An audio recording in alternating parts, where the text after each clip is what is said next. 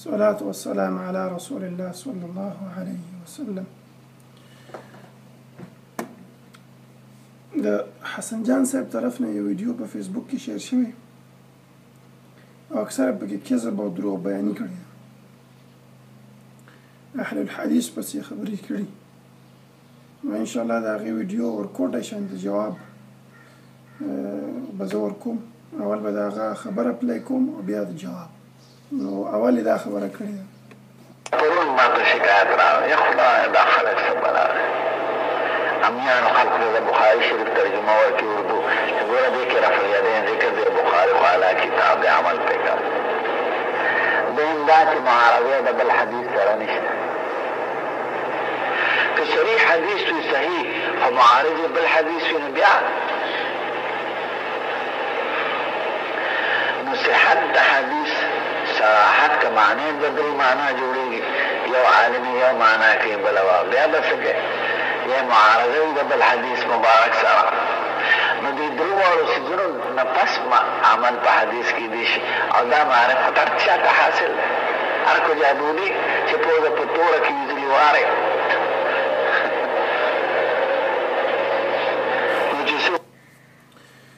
اول دا خبره وکړه چې حدیث کې چې کله تعارض راشي او تاسو سره وایي د بخاري حدیث دلیل دی نو رفع الیدین خو دا په ټولو کتابونو کې نقل دی د بخاري نه واله تر د صحیح مسلم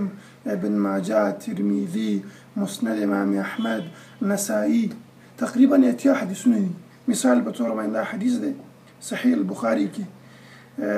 د عبد الله بن عمر نه روایت دی چې کان يرفع يديه خذ منكبيه وقوب وربا لاسونه چې کول اذا افتتح الصلاه واذا كبر للركوع واذا رفع رأسه من الركوع رفعهما كذلك. دا حدیث په بخاري کې شته دا حدیث بیا په موطا د امام مالک کې شته دا حدیث بیا د مسند د امام احمد کې شته ټولو د حدیثو کتابو کې د رفع الیدین باره کې حدیث شته نو دا کم تعارض دی چې ته وایې چې دې کې خو تعارض چې راشي تعارض خو به تا ته ښکاري آیا د تعارض حل هم به وي که نه ته دې خلکو ته بیا داسې ووایې چې کله په حدیثو کې تعارض وي تاسو یې راوړئ چې موږ حل کړو یو عالم ته یې وراوړئ چې هغې ورته حل کړي دا په کوم دلیل کې راغلی چې ته د یو امام تشریح ومنه او دا نور ټول پرېږده. بل حسن جان صاحب تاسو خو ځان ته عالم ویلي شیخ الحدیث نو تاسو ولې تقلید کوو دې ته فکر وکړئ ورونو د امام بونیفه رحمه الله تقلید تا ولې کوو یو د لوهار او یو د باټینګرو والا خو به نه پوهېږي ته خو پوهېدې ته خو په تعارض باندې پوهېدې که ته وایې چې زه نه پوهېدم زه هم نه پوهېدم نو ځان ته هم د شیخ الحدیث لقب ولې ورکړی داسې حدیث نشته د رسول الله وسلم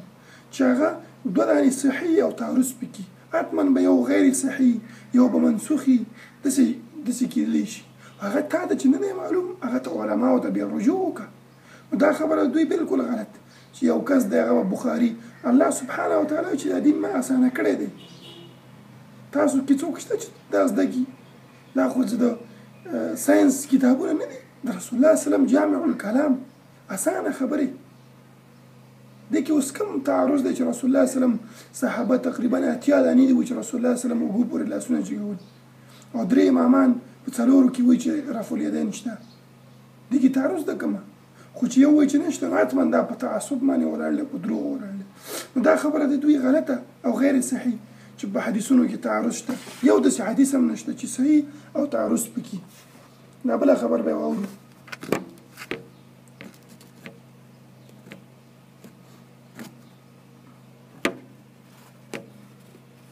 دین د ټولو نه هغه ګڼي اسانه ګڼي دا خبره ها نو دې خبرو ته خیال نه راکړه دا خلک دوکه کوي په دې طریقه شیخ عبدالقادر جیلانی رحمت الله علیه هغه حنبلي دی او دا غیر مقلدین فتنه سن 1818 نه جوړ شو 88 نه شروع شوې دلته په پاکستان دا کې د انګریزانو حکومت او د ملک وکټوریا نه په عربو کې نه د عربو کې څلور مسلې پنځمه خو پکې نه او دلته نو دا وروسته د انګریزانو دا کوشش چې امت کې څه اختلاف پیدا کړي 1888 کې سنه عیسوي کې غیر مقلدین پیدا شوي مخکې نو دا الله مذهبیت مې نه دی خوښ د عدم دې کې ویلي چې دا اهل الحدیث چې دي د خلکو د دین اسانۍ مطلب دا چې رسول الله صلی الله علیه وسلم او الله سبحانه وتعالی دین ډېر سخت راوړی دی رسول الله صلی الله علیه وسلم چې عصروا تاسو اساني وکړئ په دین کې رسول الله صلی الله علیه وسلم صحابي وي عائشه رضی الله عنها چې داسې یو حکم نه دی چې رسول الله صلی الله علیه وسلم پکې دوه لیدلي او کوم چې اسانه او هغه اخیستی الله سبحانه وتعالی قرآن کې وایي چې لا یکلف الله نفسا الا وسعها ګوره په سفر وخت کې موږ ته شریعت وایي چې تاسو لمونځ کم کړئ سنت مه کوئ فرض ته نه وکړئ 2 رکعته همداسې په جرابو باندې مسه شریعت خو موږ هسې نه چې انسان ژوند سخت کړي دا وایي چې نه شریعت خو سخت دی بله یې جوړه کړې ځکه دوی په مدرسو کې دوی ته ښودل شوي چې قرآن او سنت خو چې خبره وایي غټه غوښه ده نعوذ بالله وایي دا ته چېرته ویلی شي دا ویلی نه شي وایي دا ته سخت شی دی نو دا دین یې خلکو ته سخت کړی بیا دوی ویلي چې شیخ عبدالقادر جیلاني چې و هغه حنبلي مذهب و دروغ غنیة الطالبین د شیخ عبدالقادر جیلاني کتاب دی هغه خپله وایي چې فرقة الناجیه رسول الله صلی الله علیه وسلم وایي چې ستفترق امتي على 70 فرقه زما امت به په 3 کې تقسیم شي یوه دانه به جنت ته ځي عبدالقادر جیلاني وایي چې دا به اهل الحدیث